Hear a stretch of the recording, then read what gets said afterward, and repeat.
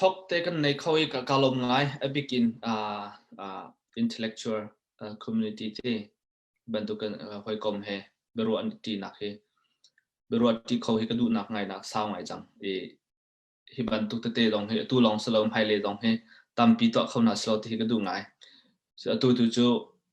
pakhat nak salai ke me ka chimding mi hi atam ngai chu revenue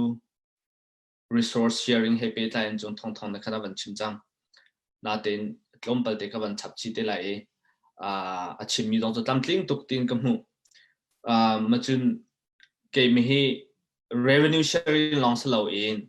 atu pa hine ban kan halmi jong khai te lai langa zeban tuk revenue da kan nei oh sorry nature resource da kan nei mu machun atlang pi ma nature resource poli zetin da kokek pol kokek kan titika valai tang achhuak mi mansung long ka salo in adang pol resource te long kha atel lai tika chim kudu e kem hitlong palte powerpoint presentation ka ti mi mat powerpoint presentation chu ka ban pya pa te lai e chikatte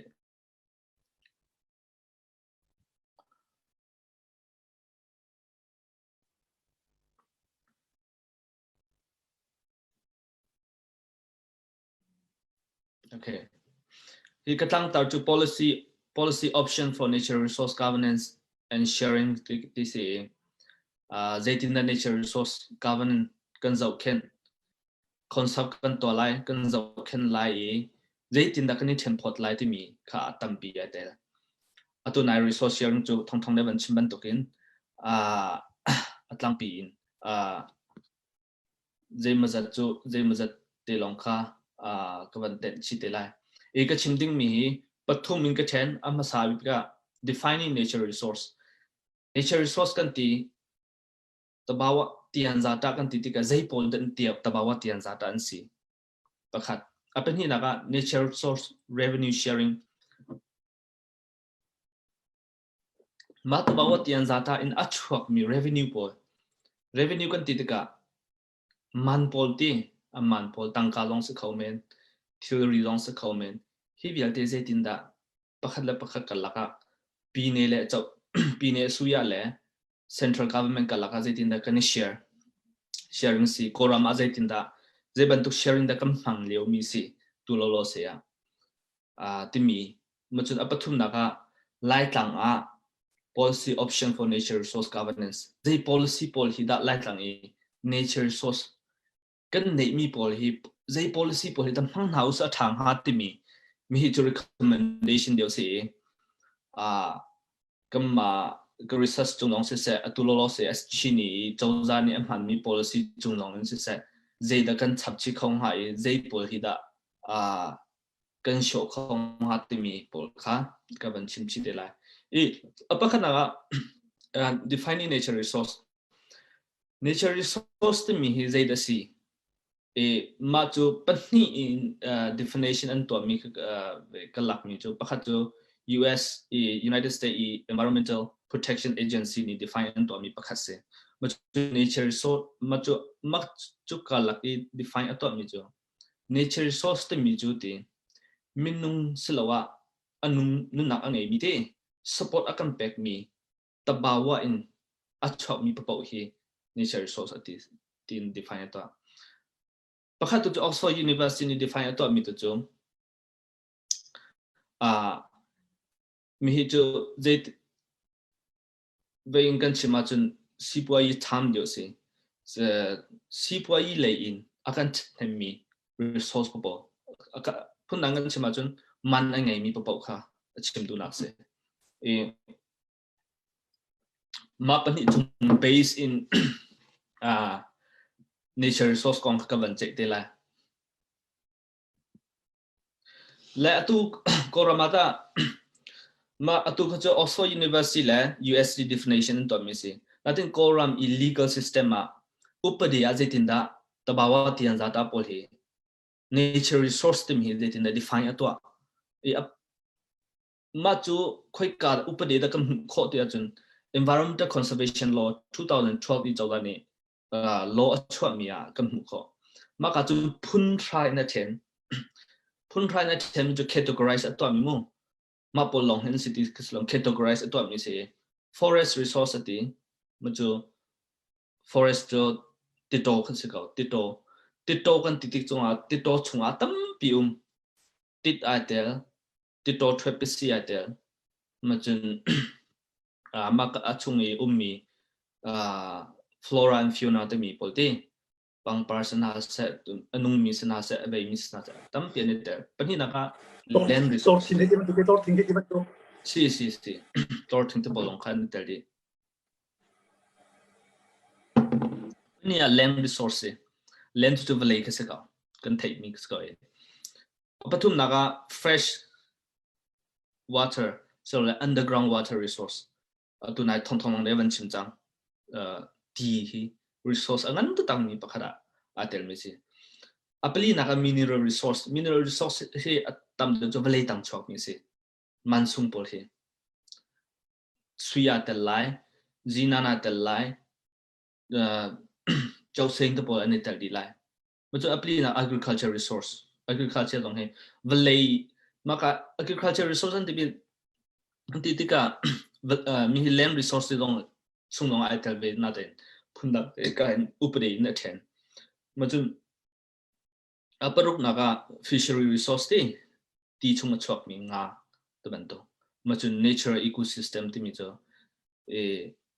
vel colony de tin da ki hasan hin ti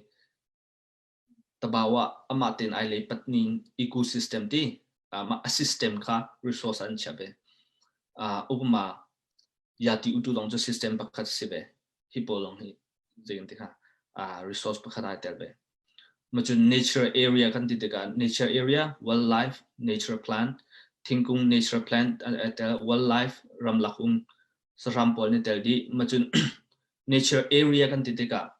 area hi zerong ada meli azici tu kan acak tu korama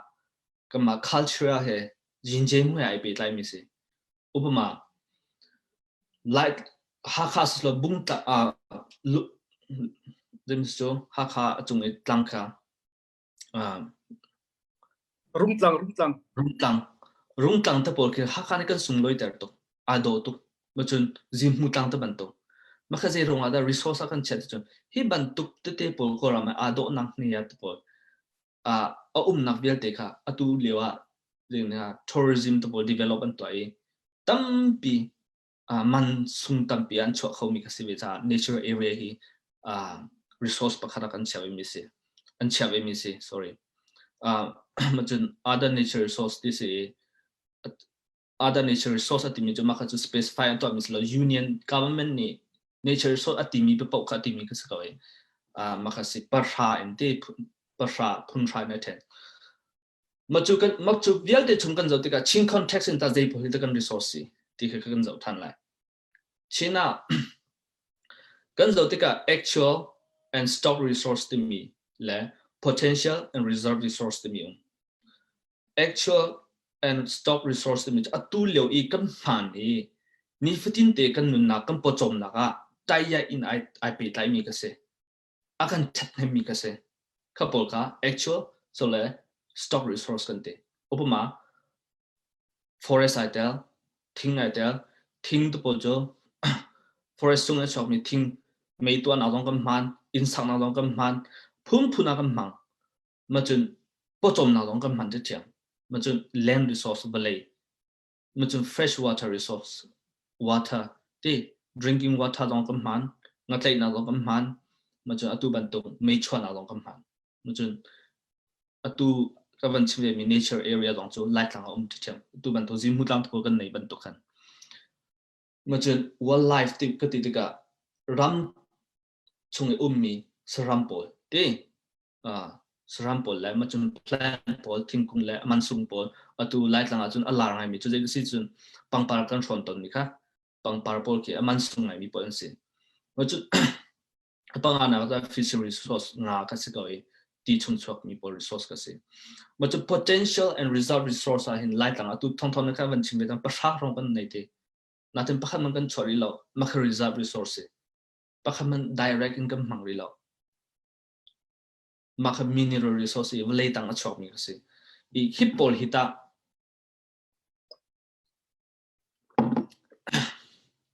zaitin da kavan kan to lai ti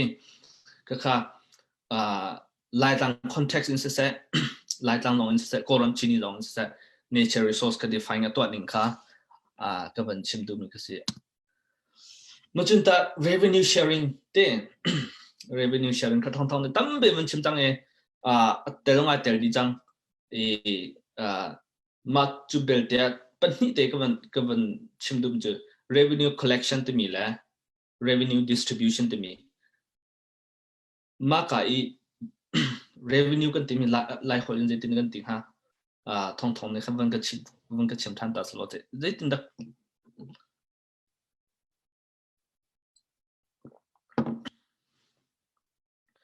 e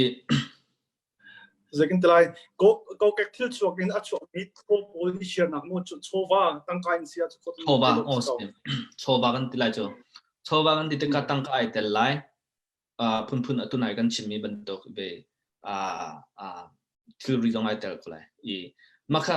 a big in jun tangka in se te tangka in jaitinda a chawza ni collect atwa ram rap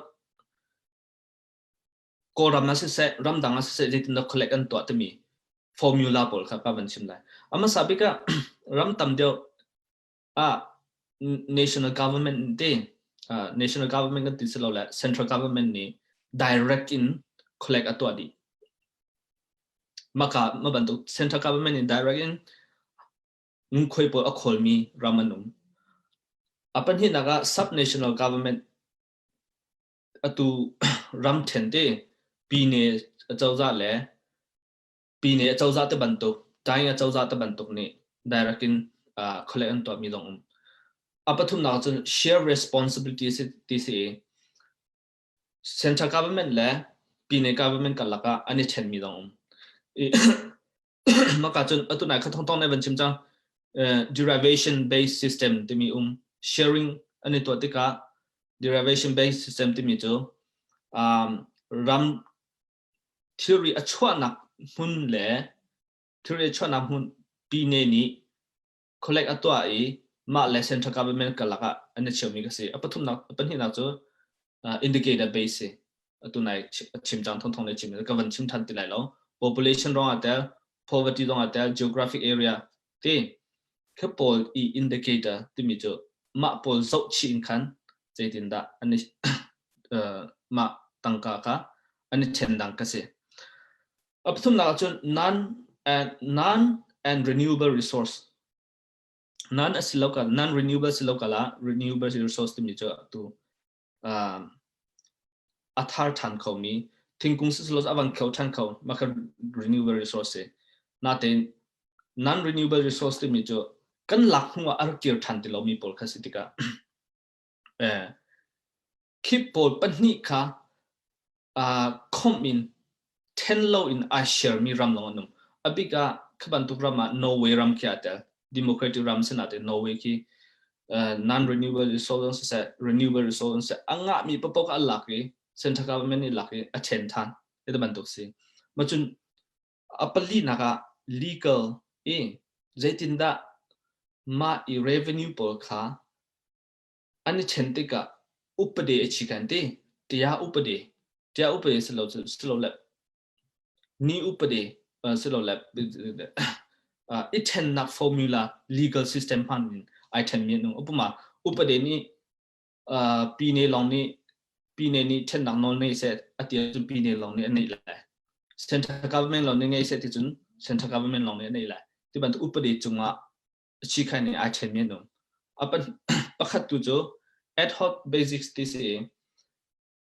khaban tu ka formula ka umlo upade in to kuma du za dan chen lai hai kuma tang phun dang an chen lai to ban tu ti systematic cha in chen ning lo mi phun dong khan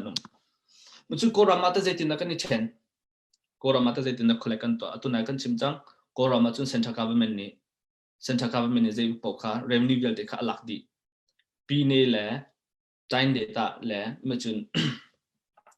kuban au chokin ne me polni pakhaman direct in revenue he pe tain pakha man chuan non nei lo the central government ni alakti ma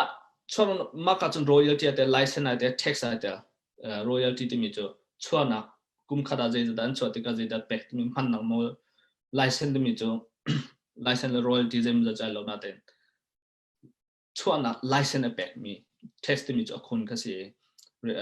ngun khoi ka se Imagine distribution and totika ta korama je bantuk dam han disun indicate a basis in the database ti mi chu atunai che population milu relin am phot mi machun si fak tuk ronga tam do am pek mi a cheu po chu si po yi a jimchon lampan se toi ai thla tuk ronga a tam do am pek selo le video cheu po chu education le ya an niam tuk ronga education cha ti tam do am pek mi to bo ma cha like lang kha 2013-14 physical year akan like lang kha atam bik an gambe atam bik an gambe tika tangka amount ti amount kan selo ya khan hong in atam bik an be population kan to chu milu pakhat an gambe mi ka ni thena chun dollar in dân hi le som kwa rong de ke an cha chu lai lang chu milu kan tlom tu ronga na te in tangka azat in kan then mi zawa chu lai lang da tlom te milu kan tlom tu ronga atam chen mi kha lo mi ka se zero lai lang hi mi ta tai usam pek ja tu lai lang chu ko rama si so nai ngai ti si fak cha mi ti mi ruang te kha an pek mi ka se lai lang le ka ya pi ne ti thom atam bik pek mi ka ne ter mi se ma chu apan hi naga jaiban tu formula dam man ti legal system lo atuna formula jetin the resource kan shelai te mi formula korama upadi lo e host basic ase mata chu thong le 2013-14 physical year sharing system le 2015 and 16 sharing antu dan khai lo mata chu ma sa long kha thong le ban chim ban NRGI ne ti mi chu Bible chai e ban achim bangen hal ulo ka peng halai tin ban hal khodeu mi pol ne tam deu nga phun kin korama atu hi lolo se revenue hi kan share dan ke se e mak via ke so revenue sharing le collection jo korama chini de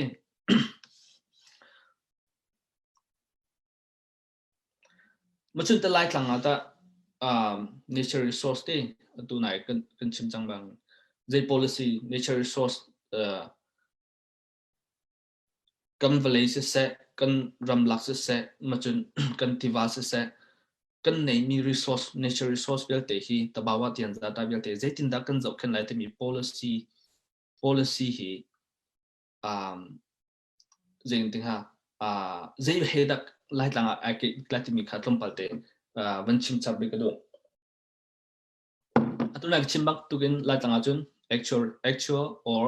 stock reserve resource te mi la potential and reserve resource te mi punni tika atam de chu mineral resource te mi potential and reserve resource ka chim lai lo ama sai actual and stock resource pol hi machuk laga to forest ai te lai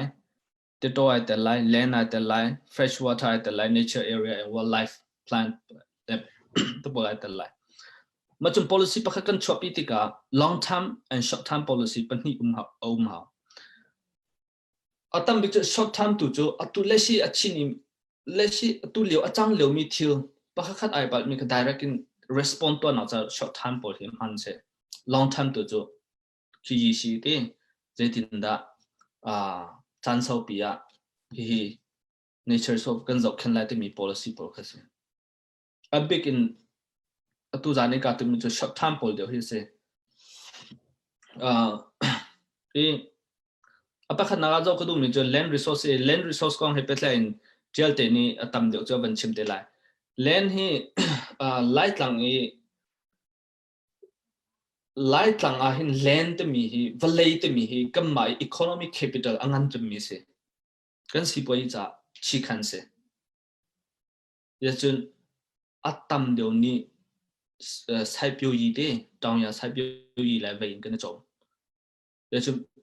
population kan zautika urban population te myopia le chele te mi khwa ummi population kan tam deu somsri lang long zakhat chunga somsri lang kan se myopia ummi to hi direct land resource khamphang lo in atam deu chute video in dang service sector mo slo la dang apua chom mi se na te mit tam deu line like lang a hin chun land hi kam mai economic capital se angan chami kan chai ajin hi se na te in kan zautika korang upade kan zautika like lang i land valley kan zaitin na kan handan kan zautika ve se bu be pai as a customary practice te kan mai nung jeng ting ha mira hon chun customary system ti se kan mai hlan i kan dak kan pu pa chan in kan dam hanning ban tok ti kan ma khwa ni khwa ram kan nei lei kan nei te ban tok phung ka han de mi kan se koram light lang he na ten koram i atu 2012 i me yan upadi arak chwatika customary land pol kha define ting tha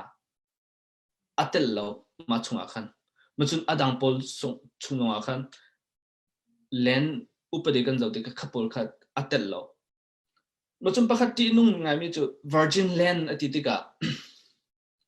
virgin land to mi he virgin land to mi cho zaitik man phan bal lo mi balei kha se le lai tang tam de kan zautika virgin land tam upama virgin land chu zaitik man lo ko upade zaitin da alang ter sun wall land is lai usulala wall forest lai never been cultivated zaitik man phan bal lo mi saipyu yi cha dong se lo cha dong kan man bal lo mi tikhante na ten kan zautika khaban to kan man lo mi tampi machun pakhatewa machu ka chu fellow and vacant and fellow land ti mi donga vacant and fellow land ti mi cho kal tak mi valeti se kal tak mi slow la han te lo mi valeti khapo long kha tampi la tlang kan zautika lo kan to tika kan ni cho tukuma ka hin kan to hai kuma ka le kan thial kum thra kan da ra than kum ku long kan da ra than ko khapo long kha atu vacant fellow and virgin land chunga khan jeng tha me yang chunga na itel di kan zautika ti nung mi cho zero ada ma upade hi ti nung nan te chun ma upade fellow virgin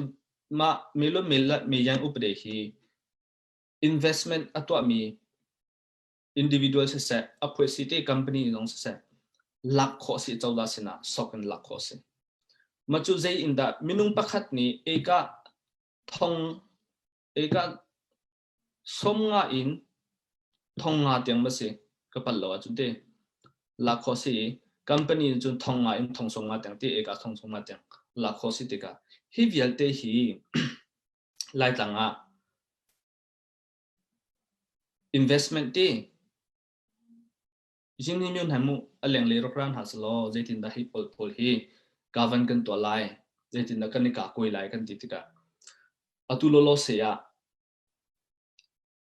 direct in policy strategy te respond kan to khomi jo alhani arum chame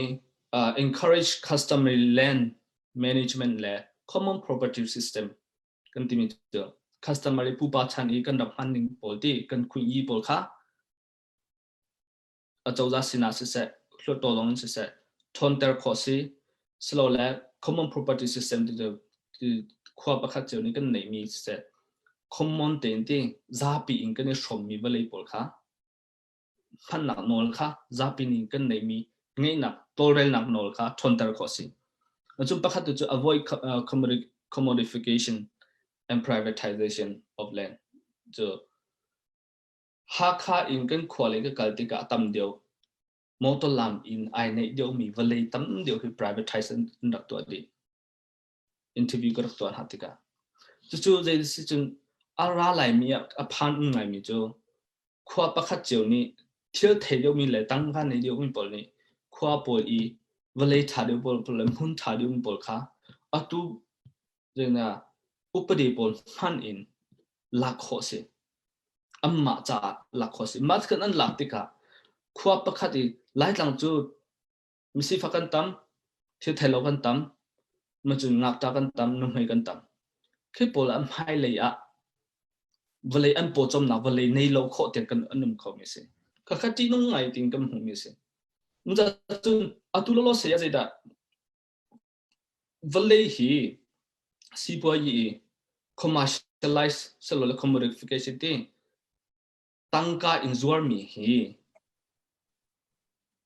share reuse lo mà chúng privatize minung pakhat cheu I phot mi hi share reuse lo ti athamen lai ti mi hi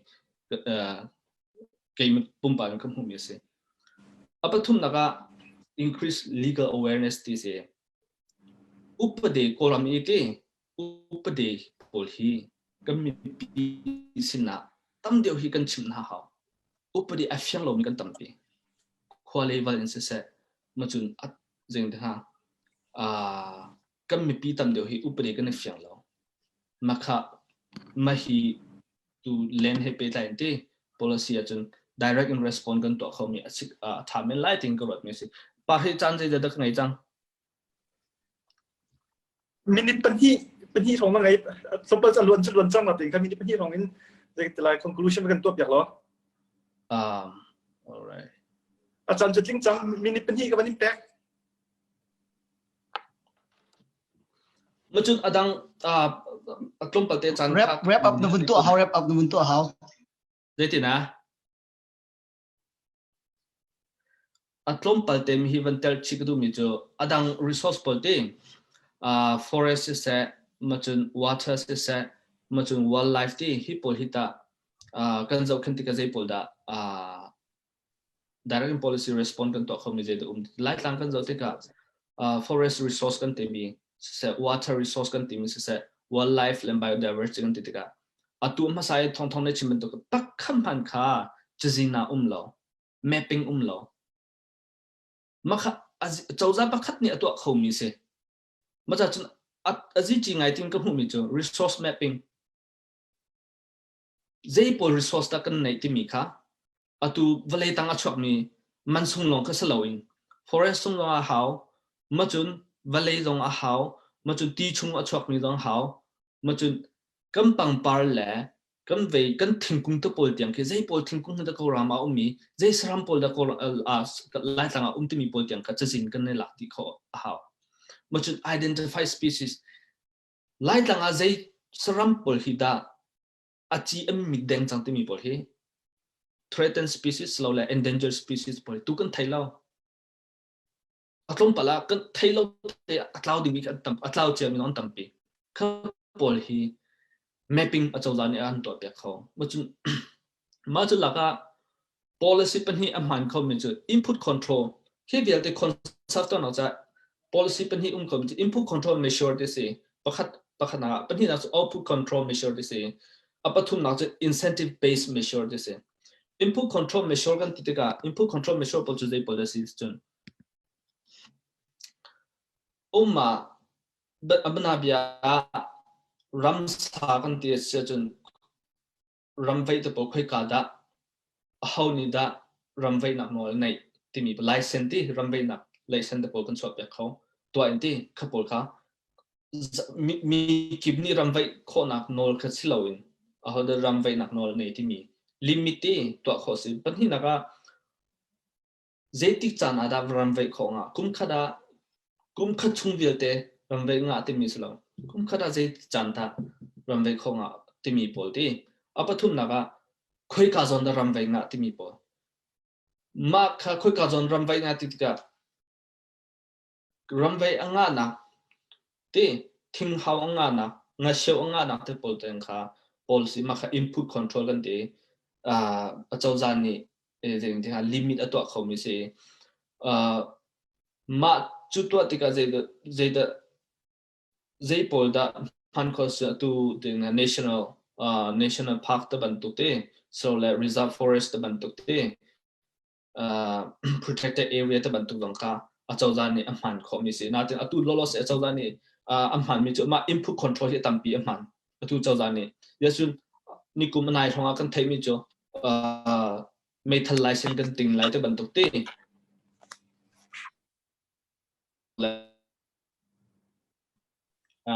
protected area myoda ujing lai tanga kan che lai te mi tampi kan to lai te mi bantuk to pol kha nothing khalong nin asimpi lo input measure pina output measure long how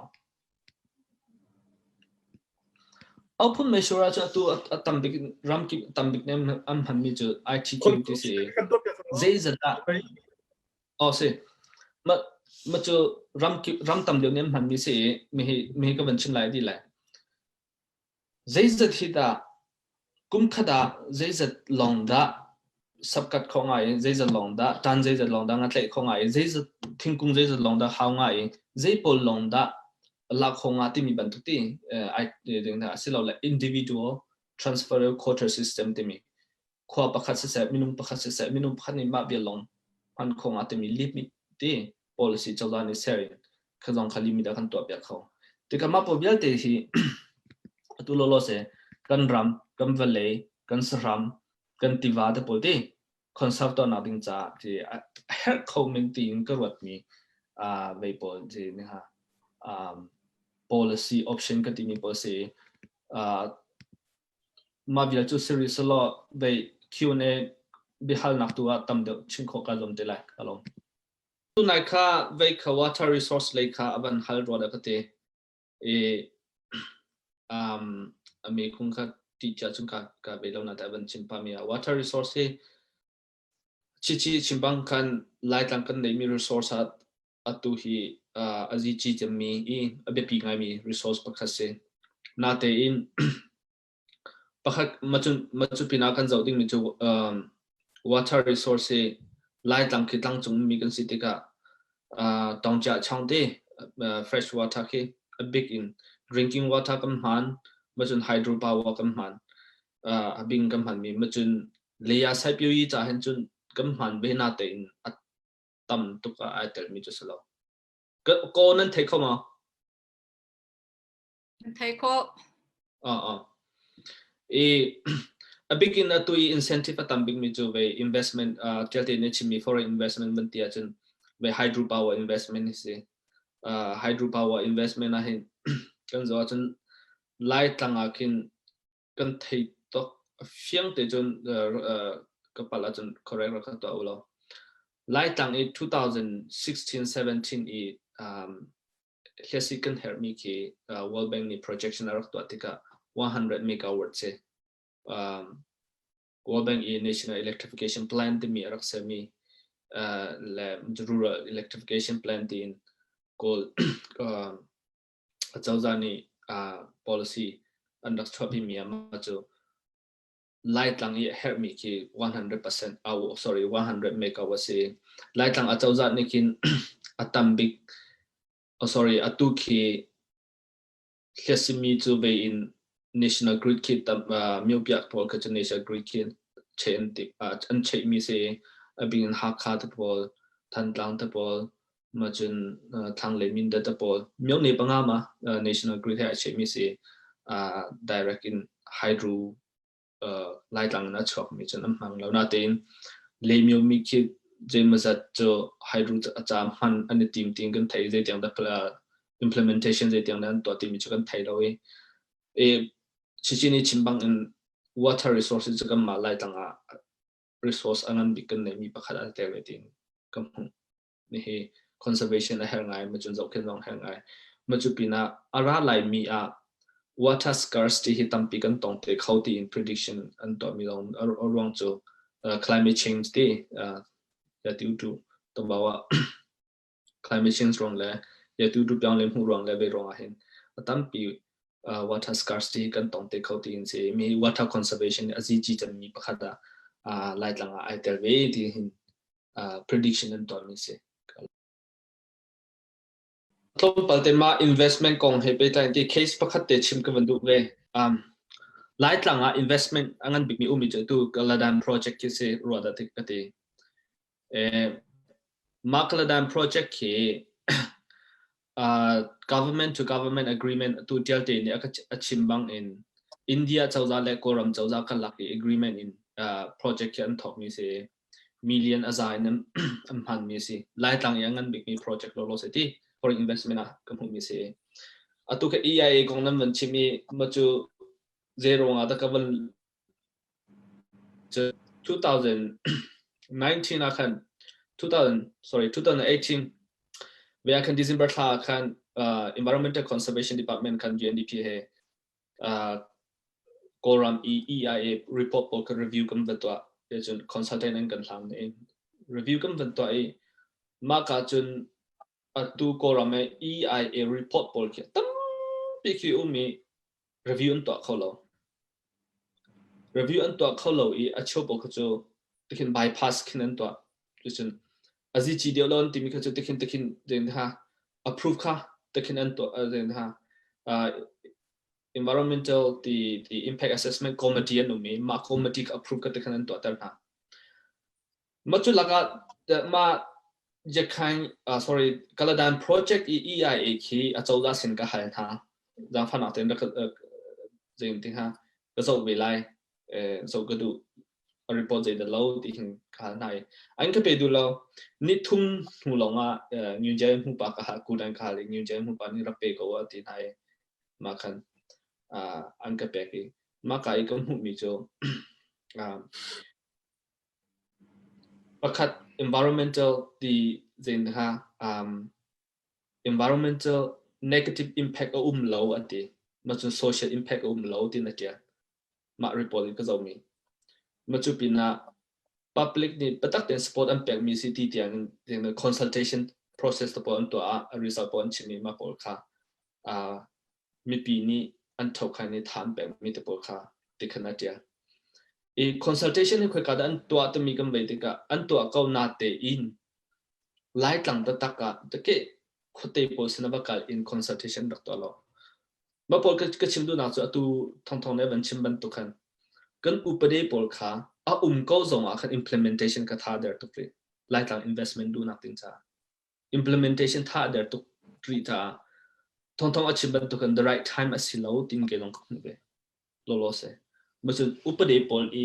implementation at there to long slow in atu lo se kan nei mi upade pol I protection lo kan ma mi pi cha thi time da data pol cha protection ti aka ko ya kan pek mi atom to pre majajun investment le hi jo tu ju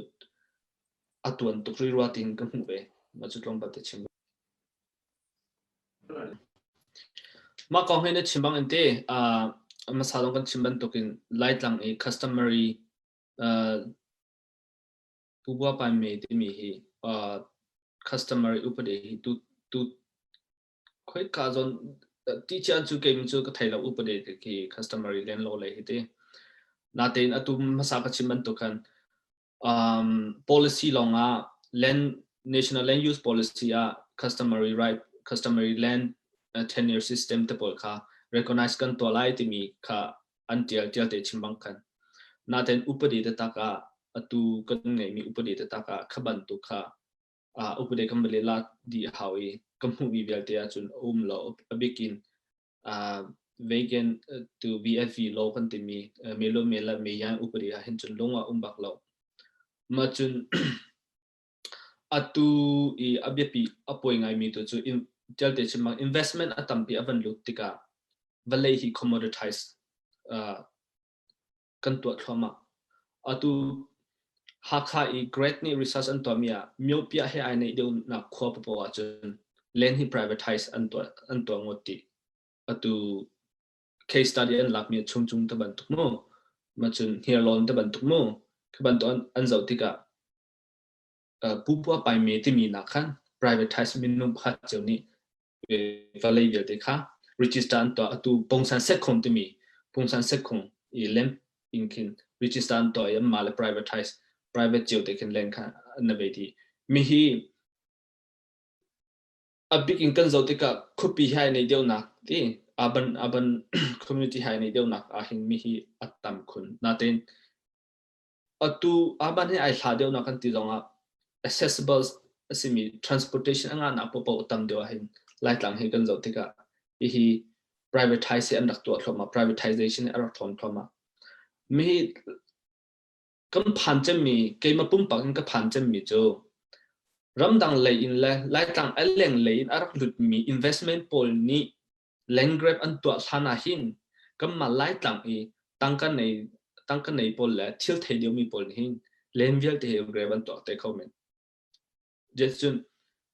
hmailei valley chu jing te ha amasa kan chimban to gen economic capital angan dik mi ase len hi maka lena investment hi tam pi an dak to te lai ha kha pong kam thong cha tam mai kol ni an kan chok rong salo kam malai mi ru sim ni tangkang ei pol ni tangkam han ni de privatization to mi tam pi macha chum privatization hi lo se ti nung macha cha tu akan thonter khodim mi chu pupa ram te mi na ken khwa ram te ye yo me hi de me pai pol hi mirang ni ram ri an kan rim Boiboi pi tin thei chiang ko nan thei ko ma Kan thei thei chang adam po ta tôi đều vẫn tin việc nó cho mình lại mirang ni ram ri akan rim pi chia mi pol hi kan thonter kho a thangai kha na ten zeti ni lan in da zeti channel in da kan thonter la ti mi zong cho gel te ni atam de ban chim se lo ma ka legal le ha be tai mi se ka long tha te chun ve chu ka fiang lo na ten environmental protection law plus te ei to environmental impact assessment hi jo environmental protection law hi jo ma investment policy zong the investment long se te environmental policy na chala ti ke ma chun EIA environmental impact assessment hi jo mandatory the project angan mi se fa mi se EIA hi chu na to lai ti ke si EIA to la na kan environmental examination te se impact ma pol ka chu na to ra shim la ti ke si khoi ka zai project po te ma ka chu mandatory se project nan mi investment nan mi po a kan chen ma ka si ma chu na chim du mi sro da ka thai long e zai tin da a ping ha ma de okay chun kan chan tai pa chang e ba hal na ve pol chu ka van tok ter lai oi sikate aleng le ba hal na pa khate boiboi sina bian hal mi velo on velo chan ban ko mi mi chu zai sit ya chu atu khan te ha kha a chawza ni water resource avan chimi chunga khan ha kha chun a chawza zeng de la mi pi si se chawza ni si se balai tanga khan thu pi khan chopi ka khan zeng de la ti khama ti khan zeng da tu ti kham han chang tu khan thok ba chang ha kha university chunga khan balai tang e zeng da water resource kan tlai chu te ma kha tu khan la chang arong cho ti mit ni ti akan zo ti lo ti ka balai tang kha chuas ti ka ma i balai tang ki ti chu mi kha kam ma i zeng de lai ma i impact zai da hamo so ko chun impact zai da to environmental perspective zai da impact kho so ko chun da adang i tlang chung mi zo ra bit ban tu pol ta ban tu pol an tu amati mi kha ma kha behal na khu mi ma boiboi ni khan boiboi khan ban hal mi si adang la sia thong la velo zong ni te te zong ni nan thei mi chu adang zong ni velo chun li kha ban bom te la ma kha dok nak behal nak si seก็เทตกเวลาตั้งตีกันพันรองimpact มอจะมีตัวจู